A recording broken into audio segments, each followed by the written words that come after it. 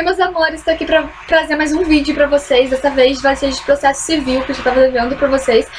Que, como vocês viram no vídeo, no título do vídeo, vai ser sobre improcedência liminar do pedido, tá?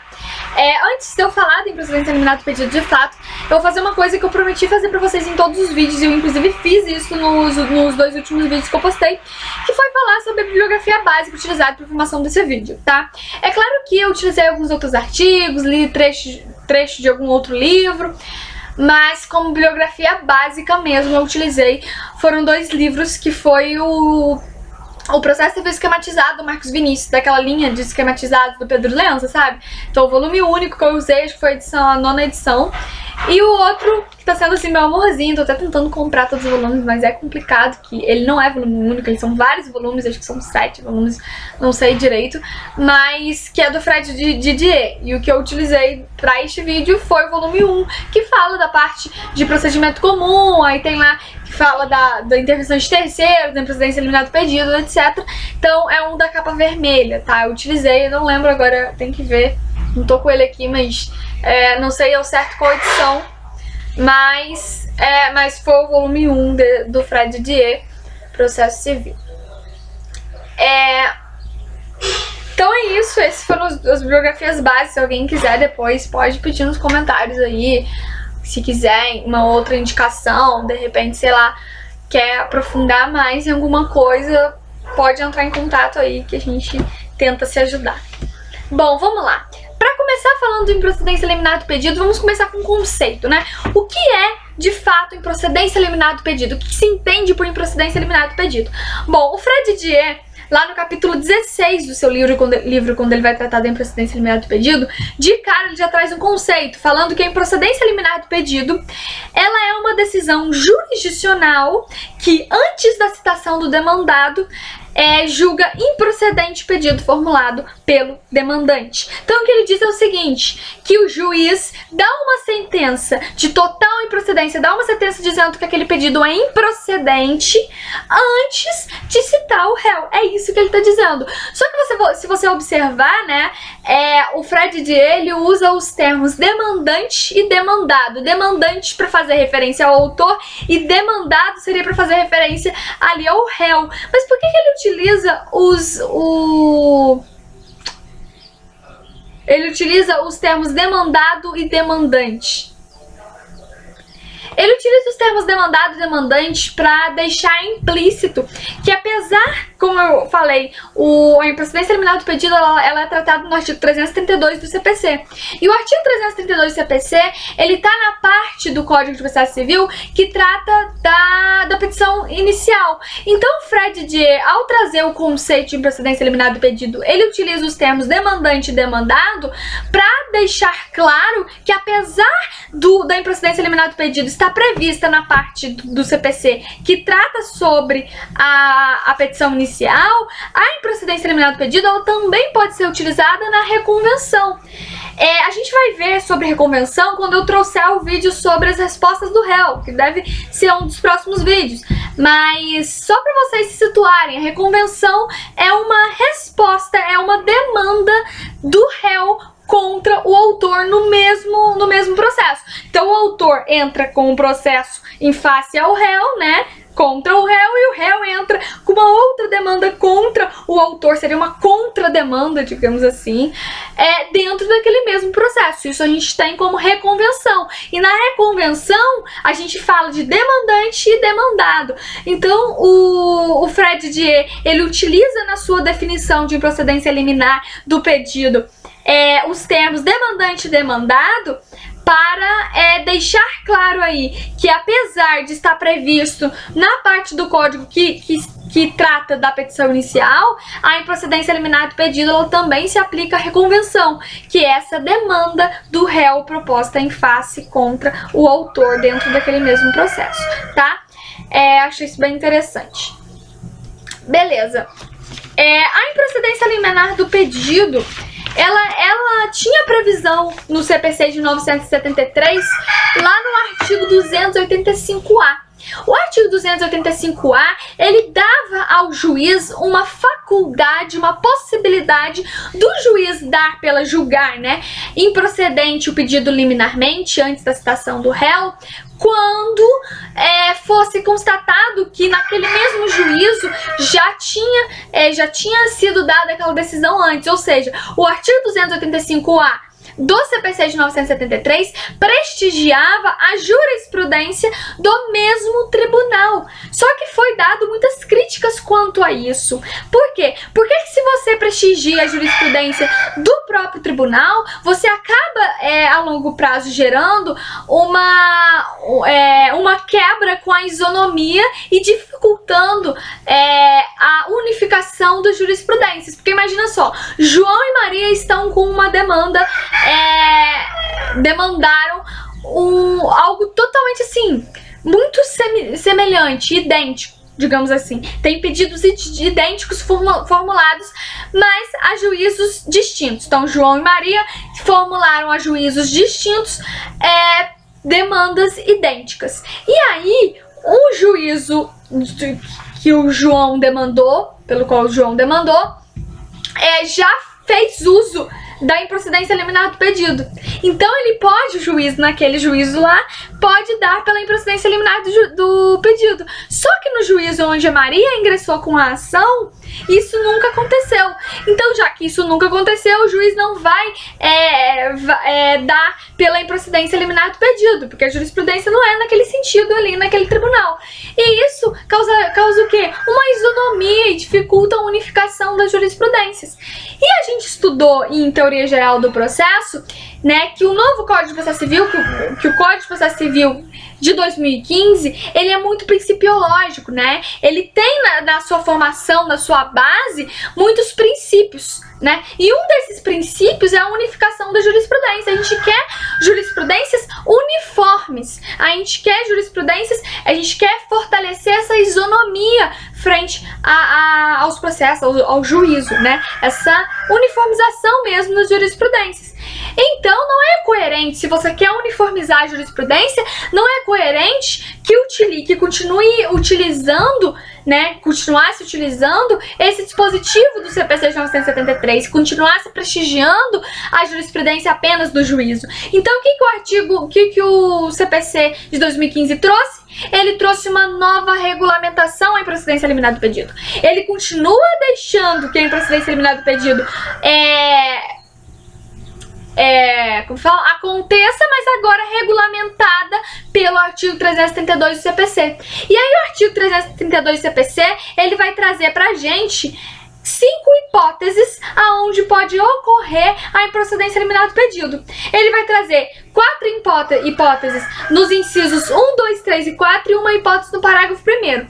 As hipóteses do inciso 1, 2, 3 e 4 são todas hipóteses relacionadas às jurisprudências dos tribunais superiores. Então, olha só, antes do CPC de 1973, a gente prestigiava a jurisprudência do juízo, né? Agora, com o novo Código Civil, com o novo Código de Processo Civil de 2015, a gente está prestigiando o quê?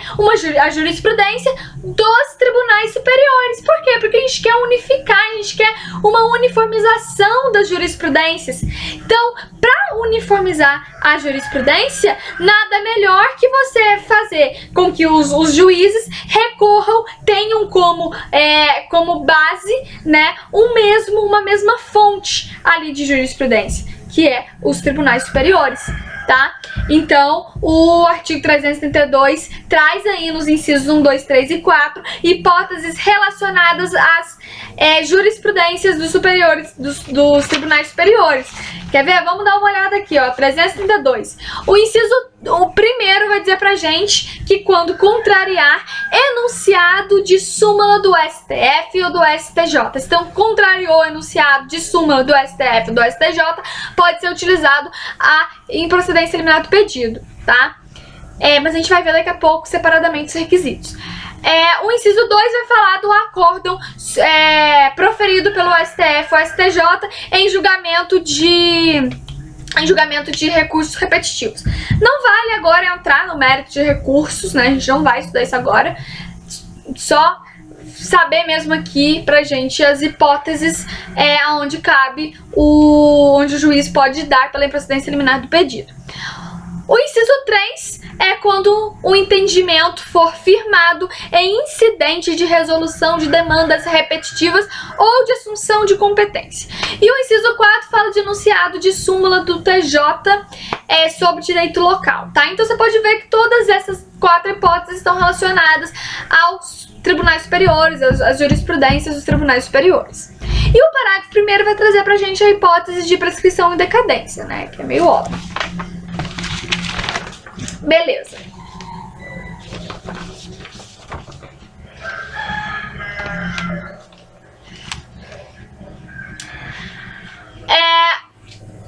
O juiz, ele pode dar pela improcedência liminar do pedido, então, quando couber uma das hipóteses do artigo 332 dos incisos 1 ao 4 ou do parágrafo 1º. Então, se estiver presente uma dessas hipóteses, ele pode dar pela improcedência liminar do pedido. Só que tem um outro requisito.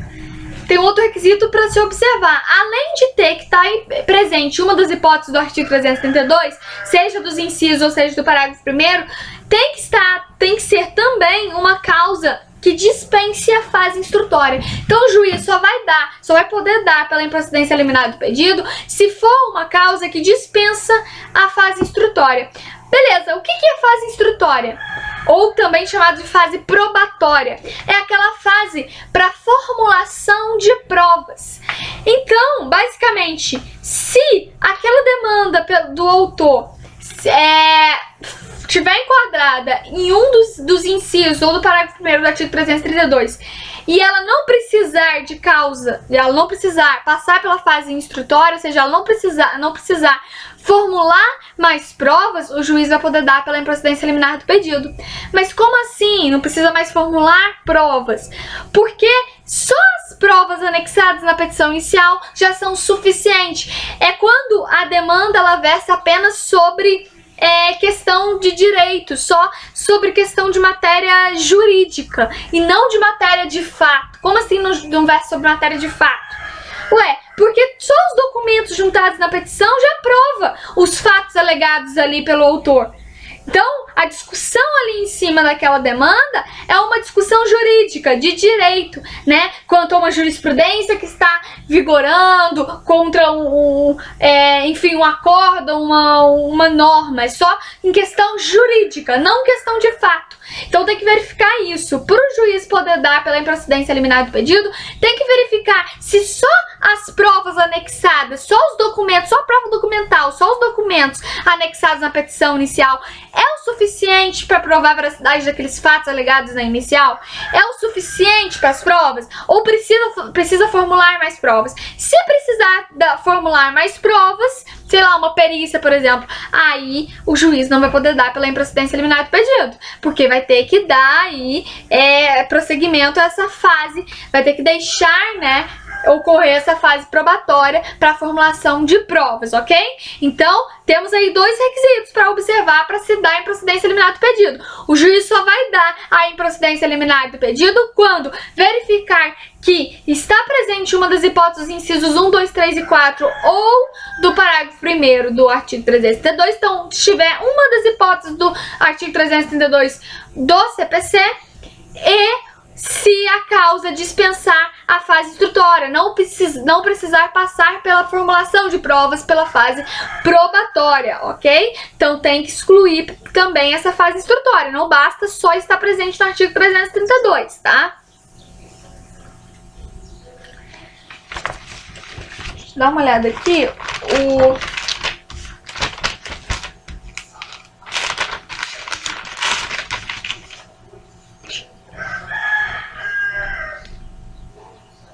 O artigo 355, isso faz referência ao artigo 355, tá? O artigo 355 do CPC, ele vai tratar do julgamento antecipado do mérito. Ele vai dizer que o juiz julgará antecipadamente o pedido, aí tem lá, inciso 1, quando não houver necessidade de produção de outras provas. Isso aqui trata sobre o julgamento antecipado do mérito, mas a gente usa como analogia para tratar de uma aplicação analógica, né, para tratar da improcedência liminar do pedido, dizendo que para se dar pela improcedência liminar do pedido, tem que aquela causa dispensar a fase instrutória, ou seja, não necessitar da produção de outras provas que não sejam aquelas que já foram anexadas junto à petição inicial, ok?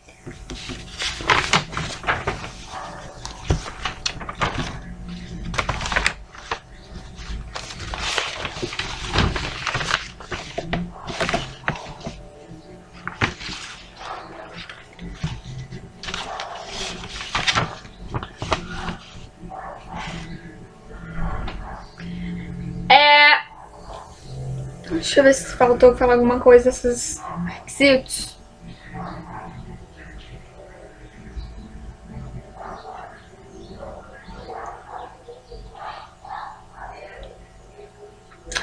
Então, o que acontece? A improcedência liminar do pedido, né, que é essa decisão de mérito, tá, dada pelo juiz antes da citação do réu, ela é fundamentada em um princípio também, né? Que princípio é esse? Ele tá lá, acho que no artigo 5º e no 6º também fala dele, do CPC, que é o princípio da razoável duração do processo. Acho que o artigo 5º do CPC vai falar pra gente que todos temos direito de um processo, de uma duração razoável, de uma razoável duração do processo, tá? Então, a improcedência liminar do pedido, essas hipóteses trazidas pelo artigo 332, essa aplicação da improcedência liminar do pedido, ela vem com fundamento na celeridade do processo, com fundamento nesse princípio da razoável duração do processo, né? Porque se é verificado a hipótese, é verificado preencher os requisitos, que não necessita de passar pela fase instrutória, é melhor dar ali de uma vez pela improcedência liminar do pedido, né? Do que você ficar adiando a sentença do processo. Então ela vem para consagrar esse princípio da razoável duração do processo, dar celeridade ao processo, ok? E aí você pensa assim, tá, Letícia, ele consagra um dos princípios do processo civil, que é a celeridade aí, que é a razoável duração do processo, beleza. Mas e quanto ao contraditório, né? O direito contraditório, ele é um princípio também. E aí o contraditório, ele não vai ser violado porque o réu não vai ser escutado. Bom, não vai ser violado por quê? Porque neste caso o réu não vai exercer o seu contraditório, mas a sentença de mérito de improcedência liminar do pedido para o réu é inteiramente favorável. Veja só, quando o réu é citado, você tem lá um processo, autor, juiz e réu. O réu é citado para apresentar contestação, o que ele vai fazer? Ele vai ir contra o que o autor disse na inicial, certo? Quando o réu é citado para apresentar contestação e vai indo contra, óbvio, se defendendo ali contra as alegações do autor, o que ele quer? O que o réu quer? Quer que o juiz julgue improcedente, quer que o juiz vá contra as alegações do autor. E quando o juiz julga improcedente, julga pela improcedência liminar do pedido, ele está simplesmente indo a favor do réu, ele está simplesmente não aceitando a demanda, os pedidos do autor, e isso é inteiramente favorável ao réu. Então não tem prejuízo nenhum para o réu aqui não ter havido a citação dele para uma contestação, tá? Então não tem prejuízo nenhum para o réu, é inteiramente favorável para o réu quando o juiz dá pela improcedência liminar do pedido, tá? Mas por outro lado, quando o juiz dá pela improcedência liminar do pedido, ele vai observar o artigo 10 e 11. O artigo 10 e 11 fala pra gente do direito contraditório. Ele vai observar diante do autor, ele vai dar ao autor o direito do contraditório. E como que é exercido o direito do contraditório pelo autor na sentença de improcedência liminar? É exercido através do recurso de apelação, que a gente vai ver daqui a pouco, tá? Mas antes de entrar nisso, eu quero trazer para vocês antes 2 tópicos. Primeiro, sobre a obrigação ou não da aplicação da improcedência liminar do pedido e depois sobre a improcedência liminar parcial. E aí a gente entra nessa questão, nesse mérito aí do recurso. Beleza. A aplicação da improcedência liminar pelo juiz, ela é facultativa ou ela é obrigatória? O que acontece? Eu disse pra vocês que o CPC de 1973, ele tinha lá o artigo 285A que trazia a hipótese de aplicação da improcedência liminar. E ele dizia, né, que o juiz podia aplicar a improcedência liminar assim, assim, assim. Bom, ou seja, o artigo 285A do CPC de 1973, ele trazia ao juiz não uma obrigação, mas sim uma faculdade. Se já fosse na jurisprudência daquele tribunal vir aplicando, naquele caso, a improcedência liminar do pedido, o juiz tinha a faculdade, ou seja, a escolha de aplicar ou não, de dar ou não pela improcedência liminar do pedido, naquele caso. Já aqui no artigo 332 do CPC de 2015, a gente não tem mais uma faculdade, mas sim uma coerção, uma obrigação. A aplicação aqui do artigo 332, artigo 332 do CPC de 2015, ela é uma aplicação de cunho obrigatório, porque o artigo 332 lá no seu caput, ele diz o seguinte: o juiz julgará liminarmente o pedido, ou seja, julgará é coercitivo, traz um termo coercitivo, indicando uma obrigação. Se tiver presente os requisitos, se tiver presente uma das hipóteses do artigo 332, seja dos incisos ou seja do parágrafo 1º, e verificar que não necessita aquela causa passar pela fase instrutória, pela fase probatória, que não necessita mais criar nenhuma prova que não seja aquelas que estão anexadas junto à petição inicial, o juiz vai ter que aplicar, vai ter que dar pela improcedência liminar do pedido. Porque o artigo 332, ele é claro, coercitivo nesse termo. Ao colocar o termo ali, julgará, ele mostra pra gente que, preenchidos os requisitos, o juiz terá que dar pela improcedência liminar do pedido, porém, por outro lado, não tem nenhuma nulidade caso o juiz não dê. Então, fica aí, né? Bom, como eu disse, o próximo tópico a tratar com vocês é sobre a improcedência liminar parcial do pedido. Se vocês pegarem lá o artigo 356 do CPC, vocês vão ver que o artigo 356, ele admite um julgamento antecipado parcial de mérito. E com base nessa permissão de julgamento antecipado parcial do mérito que o artigo 356 traz pra gente, a gente faz uma aplicação analógica à improcedência liminar do pedido, entendendo que, da mesma forma que se pode aplicar pelo julgamento antecipado parcial do mérito, a gente pode aplicar a improcedência liminar parcial do pedido. Beleza, mas como assim parcial? É quando eu tenho uma demanda que tem mais de um pedido. Então eu tenho ali 2 pedidos e um desses pedidos está presente uma hipótese do artigo 332 e não precisa de passar pela fase probatória. Nesse caso, diante desse pedido, o juiz vai dar aí improcedência liminar do pedido e o outro prossegue, ok? Então, a improcedência liminar parcial do pedido é quando eu tenho 2 ou mais pedidos em um mesmo processo, em uma mesma demanda, e um desses pedidos preenche os requisitos para aplicação da improcedência liminar do pedido. Então você tem 2 pedidos. Um preenche os requisitos para improcedência liminar do pedido, o outro não, porque o outro precisa de passar pela fase probatória. O que o juiz vai fazer? Esse pedido aqui, eu dou improcedência liminar e mando citar o réu para continuar o processo. Só que tem uma peculiaridade nesse caso. Quando a gente fala da improcedência liminar parcial do pedido, que é quando eu tenho 2 ou mais pedidos e só um deles cabe a improcedência liminar, o juiz não vai dar uma sentença de improcedência liminar do pedido. Ele vai dar uma decisão interlocutória de improcedência liminar parcial do pedido. Por que uma decisão interlocutória? Porque, veja, a gente tem 2 pedidos. Um deles vai ser improcedente liminarmente. O outro não. O outro precisa passar pela fase probatória. Nesse caso, conclui-se ali o processo? Eu posso dizer que eu tenho uma sentença? Não, porque não tem uma conclusão. A gente já viu a diferença em TGP, tem até vídeo sobre isso. Quando a gente falou, né, das decisões do juiz, a gente viu que tem a decisão interlocutória e a sentença, né? e o despacho. Mas enfim, a decisão interlocutória é aquela que vem no meio do processo, mas que não tem capacidade para por fim, para concluir o processo. E quando a gente dá pela improcedência liminar parcial do pedido, ou seja, só um dos pedidos vai ser improcedente liminarmente, a gente não tá dando, o juiz, no caso, não tá dando uma sentença de improcedência. Ele tá dando uma decisão interlocutória de improcedência liminar, de improcedência liminar parcial aí, no caso do pedido, ok? Então, quando for parcial, não é sentença, mas sim decisão interlocutória. Quando for total, aí sim é uma sentença de mérito. Beleza? Bom, agora que a gente tratou disso, a gente pode falar do recurso.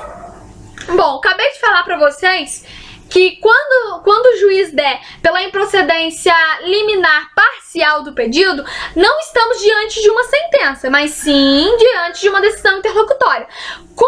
Contra essa decisão interlocutória, cabe um agravo de instrumento. O agravo de instrumento, ele está previsto no artigo 1015, inciso 2, se eu não me engano, do CPC. Então, o artigo 1015, inciso 2 do CPC vai tratar do agravo de instrumento, que é um recurso que cabe contra a decisão interlocutória de improcedência liminar do pedido, ok? Beleza, não vou entrar no mérito do recurso, só pra vocês saberem, só pra gente saber. Mas, e quando o juiz dá a sentença de improcedência liminar do pedido, ou seja, quando eu tenho só um pedido ou tenho dois pedidos e todos aqueles pedidos vão ser dados como improcedentes aí liminarmente, né? Ou seja, eu tenho dois pedidos ali no processo, mas a esses dois pedidos cabe a aplicação do 332 do CPC. Ou seja, o juiz está dando uma sentença de improcedência total, de procedência liminar total do pedido, da demanda. Nesse caso, quando a gente está diante de uma sentença de improcedência liminar do pedido, não cabe agravo de instrumento, mas cabe a apelação. O recurso cabível é o recurso de apelação dado aí pelo autor. Então, quando o juiz der uma sentença de improcedência liminar do pedido, né, uma sentença total, o autor vai ter aí essa prerrogativa de ingressar com recurso de apelação. E aí, o que acontece? O recurso de apelação é a forma pela qual o autor exerce o contraditório. Lembra que a gente acabou de falar? Que o réu, né, ele não vai ser citado ali nesse caso. Beleza, então o réu não vai exercer o contraditório, que para ele também é totalmente favorável, 100% favorável essa decisão. Mas ao autor vai ter que ser observado o contraditório, vai ter que ser observado o artigo 10 e 11 do CPC. Então o juiz vai ter que dar oportunidade de manifestação, de exercício do contraditório para o autor. E como vai ser exercido o contraditório pelo autor? Por meio da apelação, do recurso de apelação. Então o autor pode ingressar com o recurso de apelação. E aí, nesse recurso de apelação, ele vai demonstrar o quê? Ele vai demonstrar que, às vezes, naquele caso, o juiz se enganou, que não cabia nada, nenhuma hipótese do artigo 331, ou que aquele caso necessita de uma fase probatória, ou o autor vai demonstrar ali que não foi fundamentada a decisão, porque a gente já viu em TGP, em Teoria Geral do Processo, que as decisões elas têm que estar fundamentadas. Isso está lá no artigo, acho que 11 também do CPC. Eu acho que sim, que vai falar, deixa eu verificar aqui, que vai falar que as decisões elas têm que ser fundamentadas. Aqui, ó, todos os julgamentos dos órgãos do Poder Judiciário serão públicos e fundamentadas todas as decisões sob pena de nulidade. Então as decisões têm que ser fundamentadas. E eu não me recordo agora o artigo, acho eu que é 489, que vai falar que não se considera como fundamentadas as decisões onde o juiz só declarar ali a jurisprudência, só colocar ali a súmula acordo, ou seja, foi um Ctrl+C, Ctrl+V de uma súmula de acordo. Não, a gente viu isso em Teoria Geral do Processo, tem até vídeo sobre isso, que uma decisão fundamentada é aquela que o juiz demonstra por que naquele caso concreto foi aplicada tal súmula, ou por que naquele caso concreto deixou de aplicar tal súmula, ou deixou de aplicar tal jurisprudência. O juiz tem que mostrar ali na sua sentença, tem que justificar na sua sentença, mostrar uma distinção daquela demanda, daqueles fatos, com a súmula que o autor colocou nos autos, né, que o autor indicou, ou contra uma jurisprudência, enfim. Então tem que ser fundamentada a decisão, ok? Então, contra essa sentença de improcedência liminar do pedido, o autor pode ingressar aí com recurso de apelação, que é a forma como o autor vai exercer o seu contraditório frente a essa sentença de improcedência liminar do pedido dado pelo juiz. Ok. E aí, quando o autor ingressa com o recurso de apelação, o juiz vai ter um prazo de 5 dias para se retratar. Olha que legal. É a única hipótese, olha que legal. É a única hipótese em uma decisão contra uma decisão de mérito, aonde o juiz pode se retratar. A única hipótese onde o juiz pode se retratar de uma decisão de mérito, ou seja, pode voltar atrás de uma decisão de mérito, é quando há o recurso de apelação no caso de uma sentença de improcedência liminar do pedido. Então o autor ingressa com recurso de apelação e o juiz vai ter o prazo de 5 dias para se retratar. Se ele se retratar, o que acontece? Ele fala assim, ó, beleza, reconheço aqui que realmente não cabe nesse caso o artigo 332, que nesse caso eu errei aqui, que não devia ter dado pela improcedência liminar do pedido. E aí o que acontece? O réu vai ser citado para no prazo de 15 dias apresentar a contestação e o processo vai andar normalmente. Agora, se o juiz no prazo desses 5 dias não retratar, se não fizer a retratação, ou seja, ele falar, não, tá errado, continua. Desculpa, cortou aqui, mas enfim, continuando. Se o juiz no prazo de 5 dias não se retratar, ou seja, ele reconhecer, ele entender que cabe sim a improcedência liminar do pedido, naquele caso, ele vai continuar com a sentença de improcedência liminar do pedido. Então, o que acontece nesse caso? O réu vai ser citado, mas vai ser citado para apresentar suas contrarrazões. O que é apresentar contrarrazão? É simplesmente afirmar o que o juiz disse. É falar, olha, realmente o juiz aqui está certo. Cabe as hipóteses do artigo 332 do CPC, cabe a improcedência liminar do pedido. É simplesmente o réu afirmar o que foi dito na sentença e ir contra o que o autor disse. As contrarrazões aqui se assemelham à contestação. Por que assemelha a contestação? Porque é o primeiro ato de defesa do réu naquele processo. Porque até então o réu nem sabia da existência daquele processo. Quando o autor entra com recurso de apelação e o juiz não faz a retratação, e aí quando o juiz não faz a retratação ele tem que citar o réu para apresentar as contrarrazões, é naquele momento ali das contrarrazões que o réu está sendo notificado que havia um processo transitando contra ele.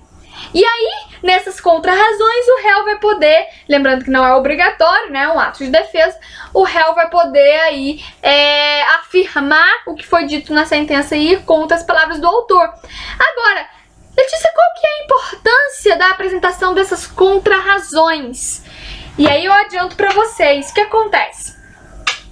Se o autor subir para o tribunal com esse recurso e lá chegar lá no tribunal, a gente vai ver que vou até adiantar isso, quando o recurso de apelação sobe para o tribunal pode dar duas respostas. Ou ele fala assim, vou manter a sentença de improcedência liminar do pedido porque o juiz está certo aqui, cabe sim nesse caso a improcedência liminar do pedido, e aí quando o tribunal resolver manter a sentença de total improcedência do pedido, o que vai acontecer? O autor vai ser incumbido a pagar os honorários advocatícios do réu. Por quê? Porque se o autor não tivesse entrado com recurso, o réu nem saberia daquele processo, não precisaria entrar com advogado. Então, nesse caso, se o tribunal falar, olha, vamos manter a sentença de total improcedência do pedido, o autor vai ser condenado a pagar os honorários advocatícios do réu. Agora, o tribunal pode dar uma outra resposta. O tribunal pode verificar, pode reconhecer que de fato o autor está certo com aquela apelação, com aquele recurso de apelação, e que o juiz não deveria ter dado pela improcedência liminar do pedido, seja porque não está presente nenhuma hipótese do artigo 332, ou seja porque naquele caso aquela causa precisa sim passar pela fase instrutória, precisa sim de uma formulação de outras provas que não sejam aquelas que estão anexadas na petição inicial. E aí, nesse caso, se o tribunal reconhecer que o artigo reconhecer que naquele caso não cabe a improcedência liminar do pedido, o que o tribunal vai fazer?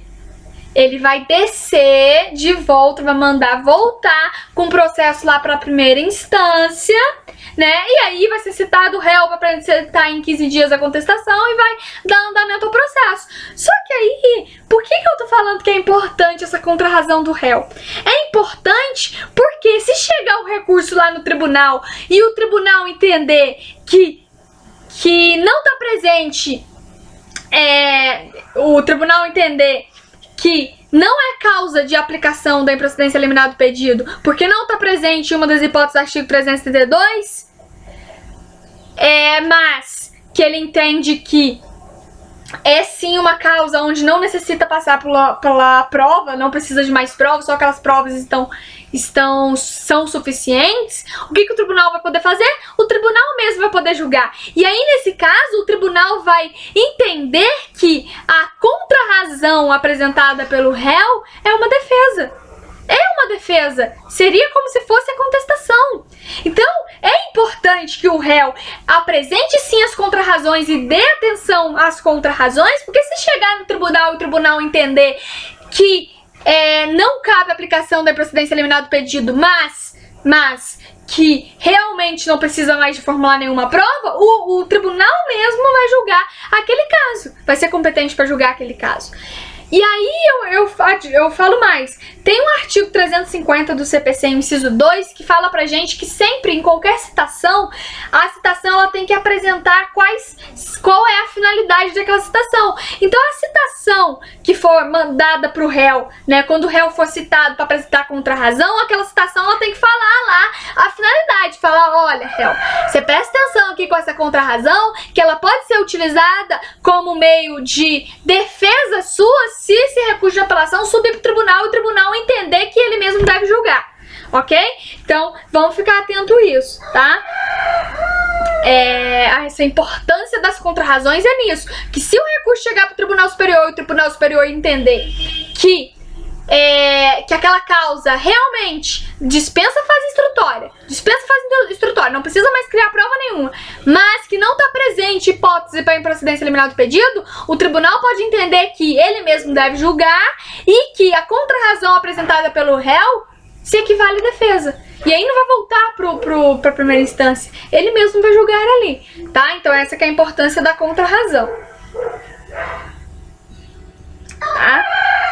Agora, Letícia, e se o autor não apresentar? Porque ele pode não apresentar recurso de apelação. O autor, deixa pra lá, não vou apelar, não vou apresentar o recurso de apelação. O que acontece? Se ele não apresentar recurso de apelação, o juiz vai mandar intimar o réu, simplesmente para que o réu saiba, tome conhecimento que aquele processo andou e que transitou em julgado. Né? Então, se não houver apelação, vai transitar em julgado a sentença e o réu só vai ser intimado para ser notificado, para saber, para tomar conhecimento que houve aquele processo. Isso está no parágrafo 2º do artigo 332, tá? Então, simplesmente assim, querido, houve o processo aqui transitando contra você, mas você já ganhou, sem nem se mexer. É isso. Ah, deixa eu ver se eu esqueci de alguma coisa aqui. Falo demais e...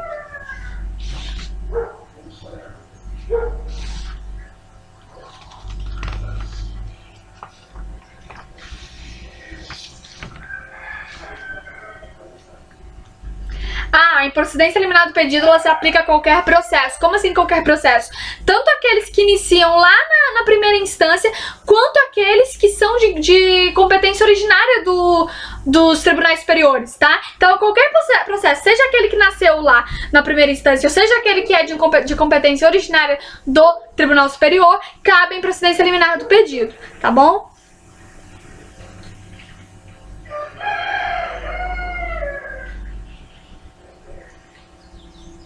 E aí a gente viu que quando for uma demanda que se iniciou ali na primeira instância, né, e houver sentença de improcedência liminar do pedido, contra essa sentença vai caber o quê?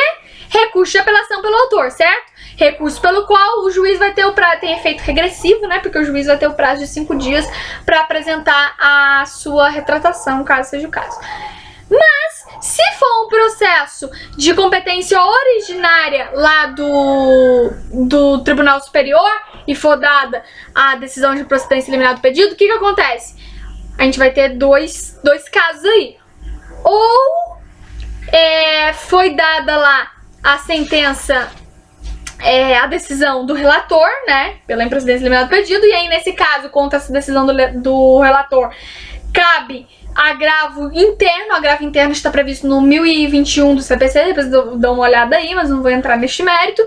Ou, se for por acórdão, a decisão lá do tribunal foi por acórdão, e aí nesse caso vai caber os recursos cabíveis lá, os recursos que cabem contra as decisões do colegiado, decisões colegiadas.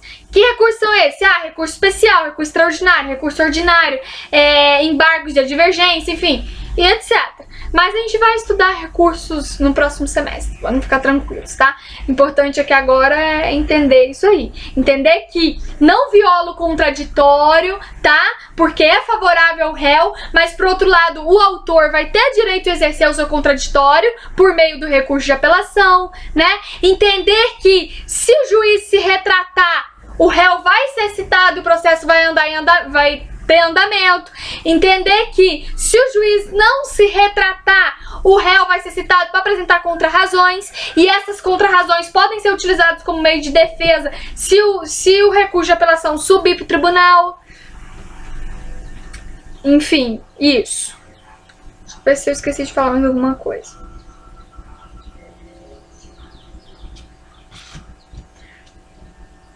É isso, gente. Basicamente isso. A gente deve falar sobre a audiência de conciliação e mediação no próximo vídeo, tá? Mas, por enquanto, é só isso. Como eu disse, os comentários estão aí. Vocês podem estar mandando, escrevendo. Eu até gosto pra caramba de responder e de ver os comentários de vocês. E-mail também, meu e-mail vai estar na descrição do vídeo, tá? Podem entrar em contato pra gente estar trocando experiência. Troca de experiência é muito importante, é muito interessante, né?